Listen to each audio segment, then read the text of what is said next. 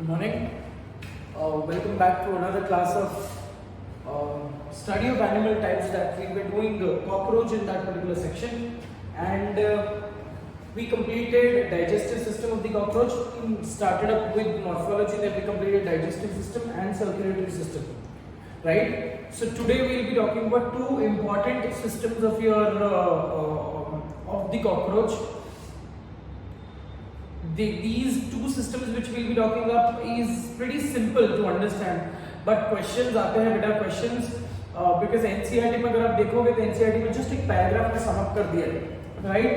But they expect you to know the entire physiology, know the entire process, and know what are the different characteristic features of the of both the respiratory and the nervous system. ठीक है? So when you talk about the respiratory system, we'll first complete the respiratory system and then we'll talk about the nervous system, and in the nervous system only we'll talk about the sense organs, because nervous system से ही sense organs को nerve supply जा रहा है. Okay. So when you talk about the respiratory system of the cockroach, what you can see on this particular board is the tree-like or branching, है ना? जैसे canal-like, जैसे branches, ये tubes है बेटा. So technically, when you talk about cockroaches, they don't have a very strong or sophisticated respiratory system. जैसे for example आपने fishes को देखा है, fishes के पास lungs नहीं होते, right? So they have gills. So the blood gets oxygenated through the oxygen which is passing through the gills. तो ये cockroach की भी जो requirement है with respect to the oxygen or with respect to the air is very less. So cockroach does not have a very sophisticated respiratory system. ठीक है बेटा? तो sophisticated का मतलब ये है कि बहुत complicated nervous system नहीं है इनका, because इनकी requirement of air is also very small. So now what are the different parts which are included? Now understand, ये जो system है, it is अगर आप इसको बहुत similar लोगे with respect to the human system, it will be comparatively easier for us. ठीक है? So the respiratory system of the cockroach includes spiracles, then it includes trachea, tracheoles,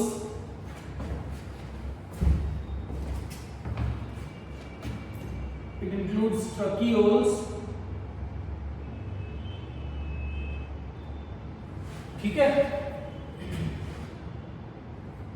So when you talk about these few structures, ये तीन major structures आपको दिख रहे हैं, ठीक है?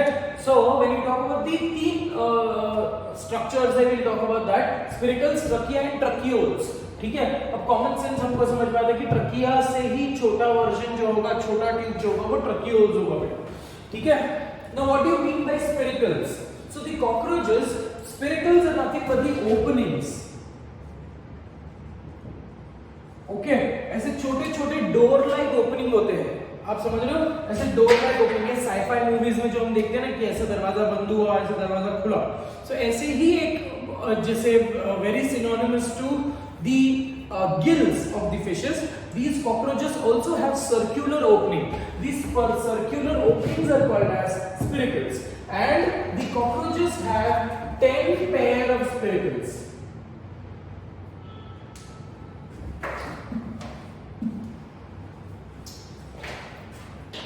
The cockroaches have 10 pair of spiracles बेटा, ठीक है? 10 pair of spiracles which are present in the lateral surfaces. याद है आपको जब मैंने मॉर्फोलॉजी पढ़ाया था, तो मॉर्फोलॉजी में मैंने आपको प्लूरा बताया था, pleura associated with lungs. So pleura जहां पे है, जो साइड प्लेट्स है, अगर आप लैटरली कॉकरोच को देखोगे, जो साइड प्लेट्स है, इस साइड प्लेट्स के एंड में every segment just below the segments, technically एक पर्टिकुलर सेगमेंट है, फिर एक दूसरा सेगमेंट है, राइट? तो दो सेगमेंट्स के बीच में, ठीक है, दो सेगमेंट्स के बीच में there will be tiny openings, and these tiny openings are called as spiracles. ठीक है?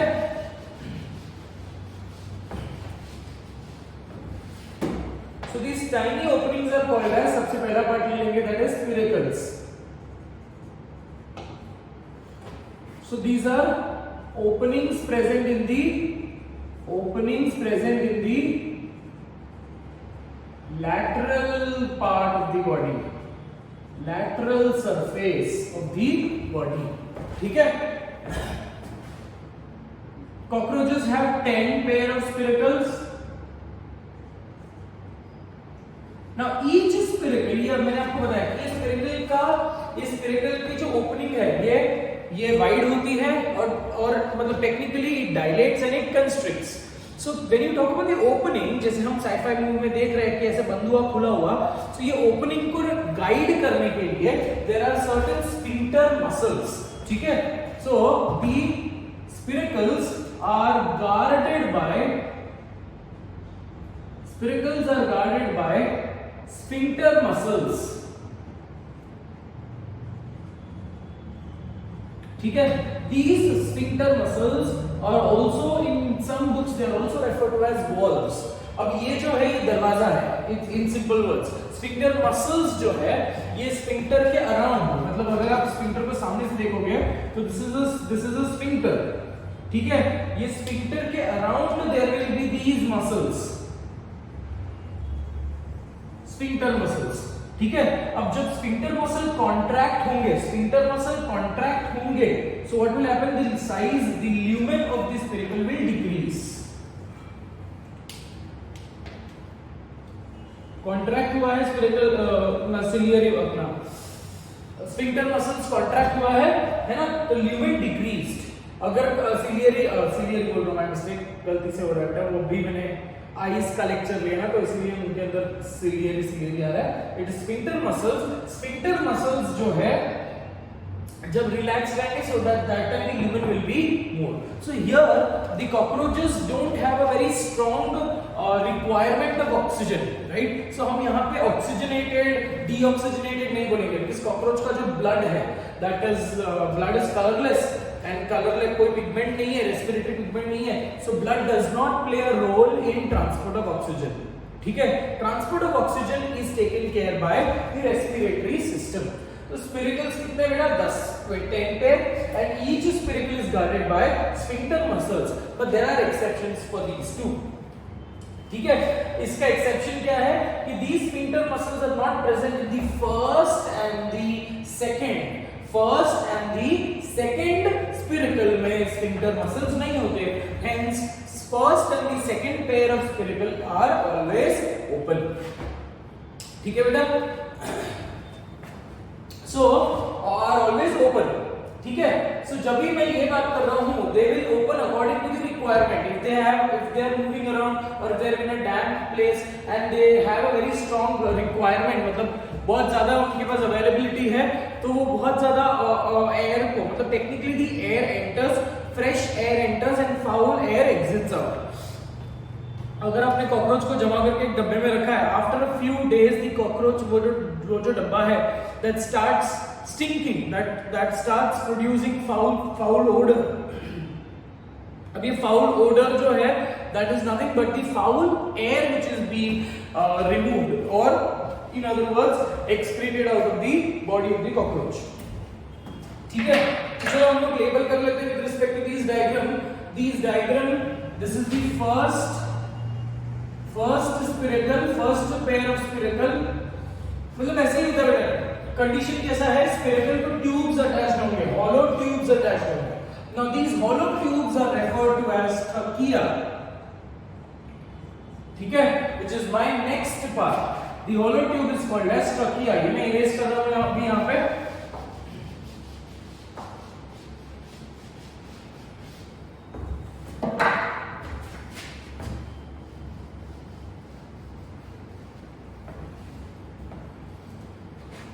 So now let's talk about trachea. अब trachea जो है, trachea is a hollow, non-collapsible tube. non-collapsible का मतलब क्या है? collapse का मतलब क्या? गिर जाना, है ना? the pillar collapse, the building collapses. so trachea जो है non-collapsible है, मतलब trachea एक ऐसा ट्यूब है जो अपने पोजीशन से गिरेगा नहीं. ठीक है, it will be attached to the spiracle. Now why is it non-collapsible? The non-collapsible nature is due to intimal layer.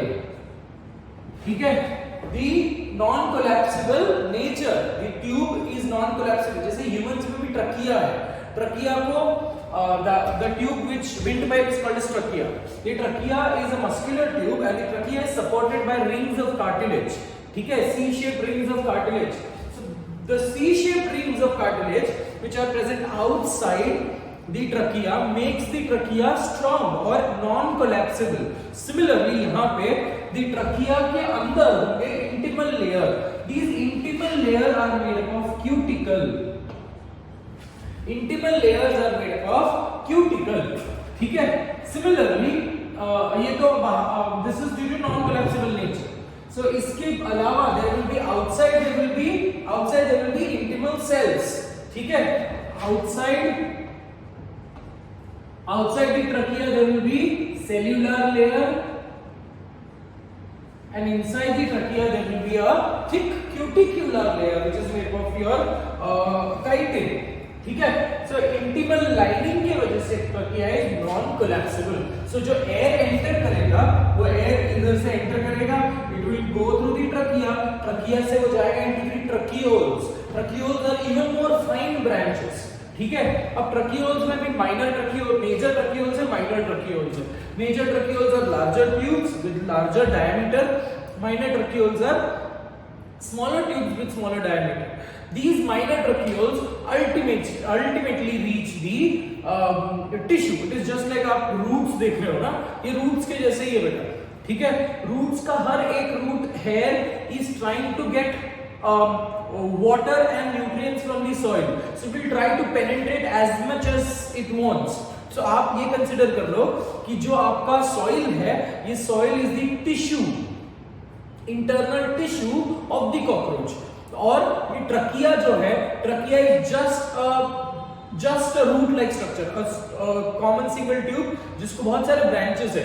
These branches are called as tracheoles, the fine branches are called as minor tracheoles and the fine branches reach the tissue ultimately. ठीक है, and at the tissue level please make sure that you understand this. ये difference है, ठीक है, circulatory system of humans and cockroach का, कि at tissue level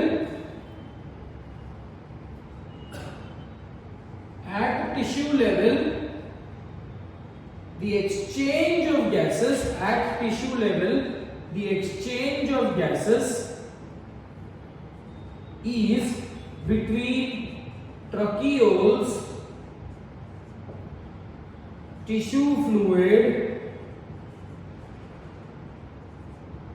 and tissues. ठीक है, so technically blood does not play any particular role.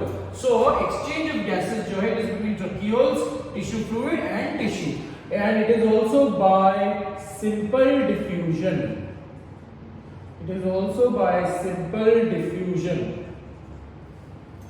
ठीक है बेटा. so बोलने का मतलब ये है that circulatory system here does not play any particular role in exchange of gases or transport of gases. In human beings, the circulatory system, or in higher animals, the circulatory system and the respiratory system both are integrated. They integratedly function together in harmony. But यहाँ पे both of them are independent life processes. ठीक है, so let's quickly label. ये हो गया अपना tissue level पे. So यहाँ से एयर एंटर करेगा बेटा, यही एयर फ्रेश एयर एंटर करेगा और यहाँ से ही फाउल एयर भी बाहर निकलेगा. ये फ्रेश एयर जाएगा ट्रकिया में, ट्रकिया से ट्रकियोल्स से it will get into the minor tracheoles, at the minor tracheoles tissue होगा.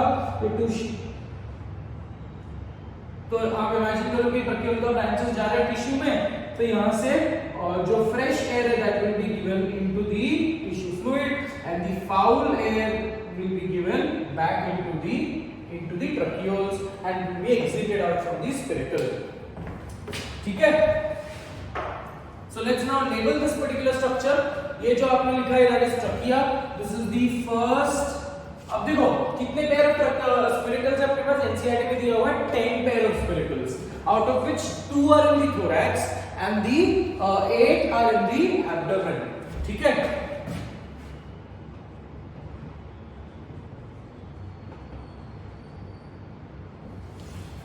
बाकी सब जो स्पिरिकल्स है they are present on the lateral surfaces. Only the first spiracle that is which is present in the thoracic chamber, ये first जो अपना टर्गा है, tergum समझ लो बेटा, tergum is the dorsal plate. So first terga that is pronotum का जो terga है उसके नीचे प्रेजेंट होता है. So technically it is present on the dorsal surface whereas all the other spiracles are present on the lateral surfaces. ठीक है बेटा. सेकंड थोरैसिक ये अपना, बाकी सब जो है ये सब एब्डोमिनल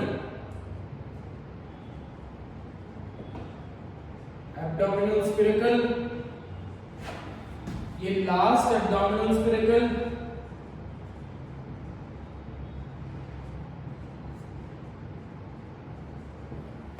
ठीक है, और ये जो हमने लाइनिंग्स बनाई है that is nothing but the cuticular intimal lines. ठीक है, cuticular intimal lines. So that is pretty simple with respect to, I don't think so it is very difficult to remember. कुछ भी नहीं है सर्कुलेटिंग सिस्टम में. Important चीजें जो आपको याद रखनी क्या है, इंपॉर्टेंट चीजें है that the spiracle are 10 pair, यही एनसीईआरटी में दिया हुआ है. और दूसरा इंपॉर्टेंट पॉइंट क्या है ये, बस इसके अलावा भूल जाओ. और तीसरा इंपॉर्टेंट पॉइंट क्या है, ये non collapsible nature and non collapsible nature. This is the similarity. Exam में ये क्वेश्चन पूछ सकते हैं बेटा कि what is the similarity between human trachea and a cockroach trachea.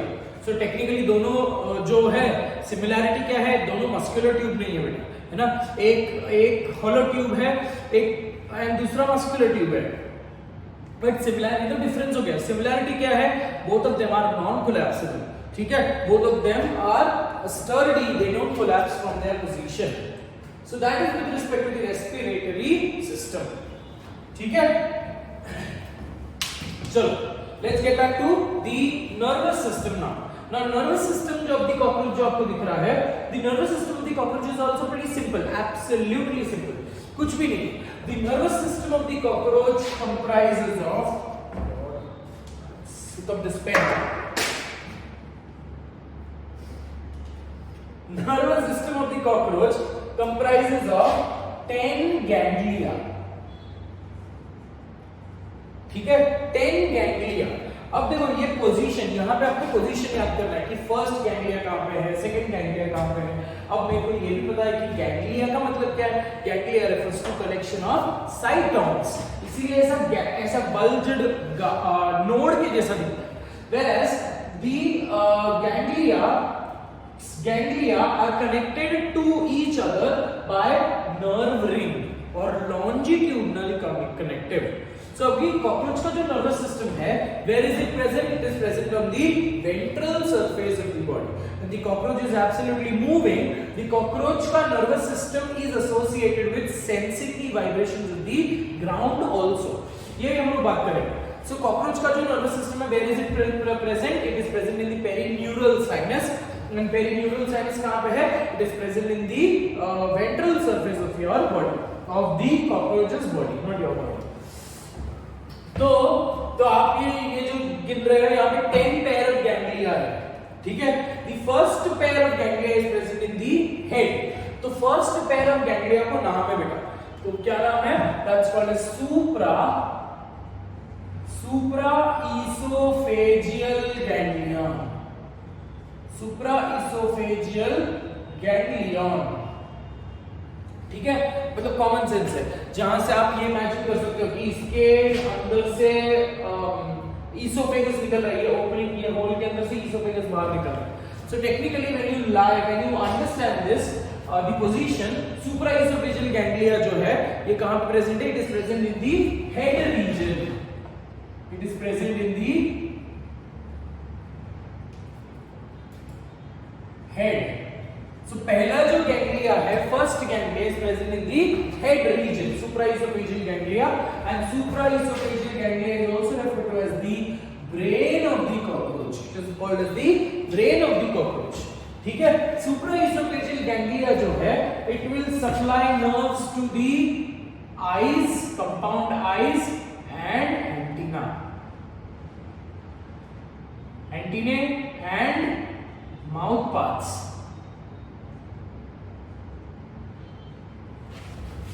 ठीक है, तो सुप्राइसोफेजियल गैंग्लियन कहां पे नर्व सप्लाई दे रहे हैं बेटा? Eyes, antenna and mouth parts. ठीक है, because it is present in the head of the cockroach. तो सुप्राइसोफेजियल गैंग्लियन के नीचे एक और supraoesophageal ganglion is comparatively larger in size. ठीक है, hence it is called as the brain। उसी के नीचे एक छोटा सा एक्सटेंशन है which is called as subesophageal ganglion।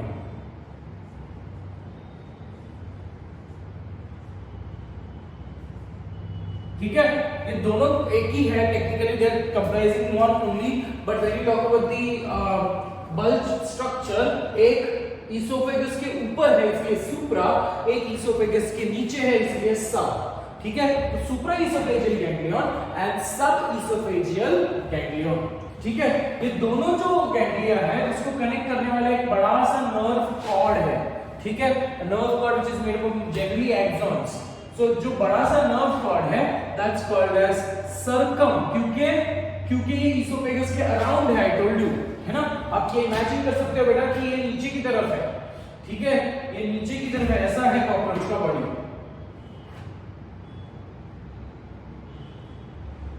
ठीक है, आप इमेजिन कर सकते हो यहाँ पे आपका कंपाउंड है, तो इमेजिन करो कि यहाँ पे आपका सुप्राइसोफेजियल गैंग्लियन है और यहाँ पे आपका सबइसोफेजियल गैंग्लिया है। ठीक है, और ये दोनों के बीच में देयर इज अ कनेक्टिव जो आपको दिख रहा है, ये साइड व्यू बनाया है हमने। ठीक है, so when you talk about the oesophagus, ये तो बाकी सब तो गैंग्लिया यहाँ पे प्रेजेंट होंगे, बाकी सब गैंग्लिया यहाँ पे ऐसे प्रेजेंट होंगे। ठीक है, so when you talk about the digestive system, आपका कॉकरोच का डाइजेस्टिव सिस्टम यहाँ पे होगा बेटा, प्रोप, गिजार्ड और जो भी डाइजेस्टिव सिस्टम यहाँ से होगा, और ये इसोफेगस एक्सटेंड होगा ये ट्यूब के अंदर से, that is from it goes through this tube और then it goes to the mouth, है ना, फेरिंक्स बन के माउथ में जाएगा। तो because this particular connective is around the oesophagus, it is referred to as circumesophageal, circum refers to circumference, circumesophageal connective। ठीक है, ये हो गया। Then the first thoracic, so this is the first thoracic ganglia। So the first ganglia is in the head, second ganglia is in the first thorax, third is in the second thorax, third is in the जो fourth ganglia है, that fourth ganglia is in the third thorax। ठीक है, तो subsequently हर एक thoracic segment में एक particular ganglia होगा। क्यों? Because it is supplying nerves to the legs of the cockroach. So technically ये तीनों जो है they will supply nerves to the legs of the cockroach, इसलिए साइज में बड़े बड़े है बेटा। ठीक है, first thoracic, second thoracic and third thoracic। ठीक है, अब दो गैंग्लिया को जो कनेक्ट कर रहा है that is called as a nerve ring और अ लॉन्जिट्यूडिनल कनेक्टिव। ठीक है, वर्ड क्या है? Longitudinal connective. So these longitudinal connective are also called as nerve ring. Now one important feature which you need to remember about nerve ring, that the nerve ring of the cockroach is a solid and double. Solid and double. It is not a hollow tube. Understand? So it is not a hollow tube. It is a solid tube. It is a solid structure. We cannot call it as a tube. It is a solid extension or a structure, and it is double in nature. ठीक है, सो ये आपको दिख रहा है यहाँ पे double है और सॉलिड है। ठीक है, दैट इज नर्व रिंग। अब ये जो है this is your first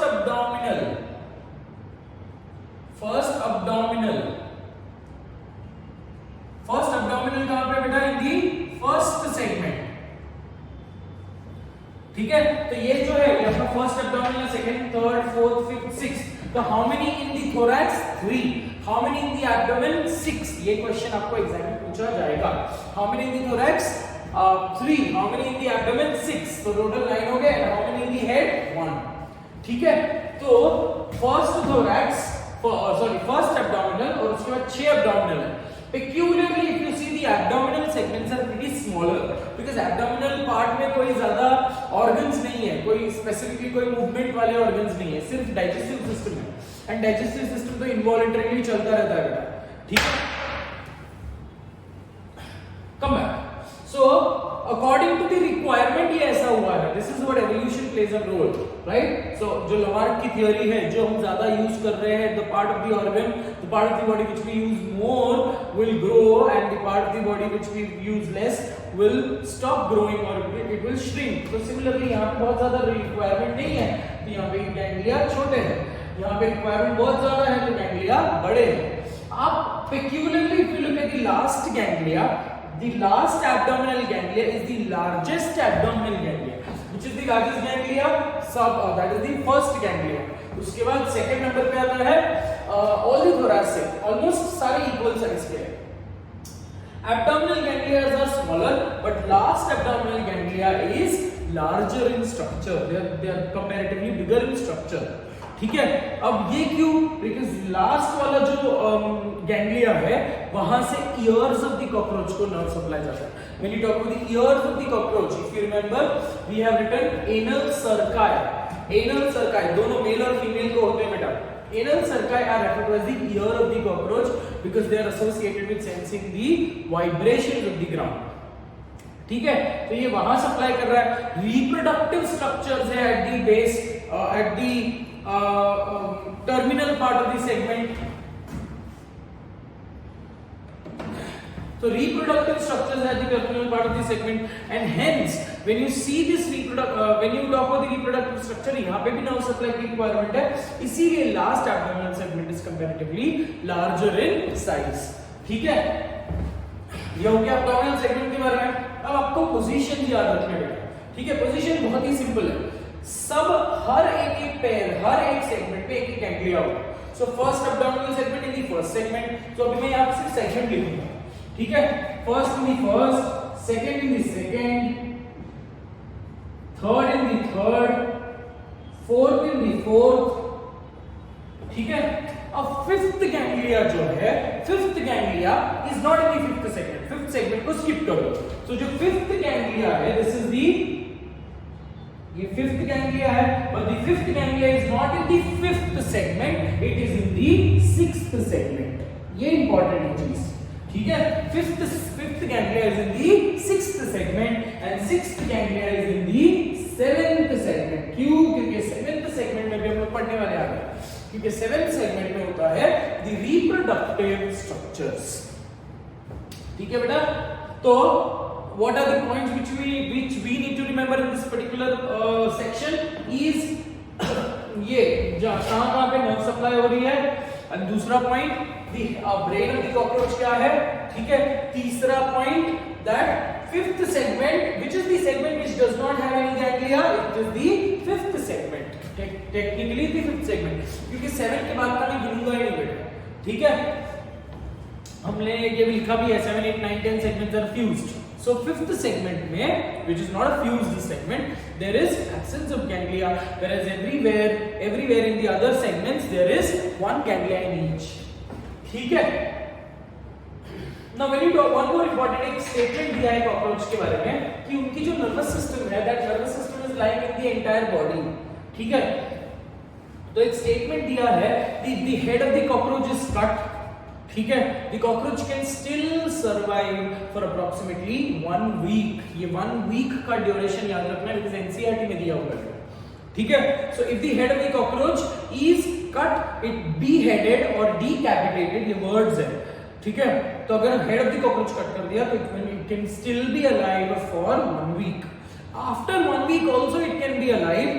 After 1 week also it can be alive, but why does it die after 1 week? Technically because of the scarcity of the food. सीरी नहीं है ना, तो खाना क्या खाएगा.